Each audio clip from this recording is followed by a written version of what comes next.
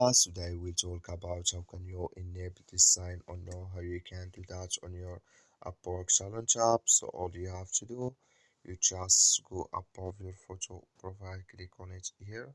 So when you click on your photo profile, it's going to show for you a list like this. So then all you have to do, you just click here on settings here. So when you click on settings, it's going to take you to next step here. Then all you have to do, just click on notification settings.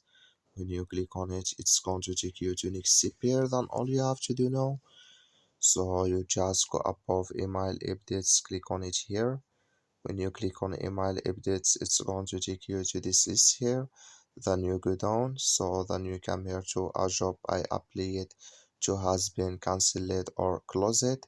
So then you click in this sign.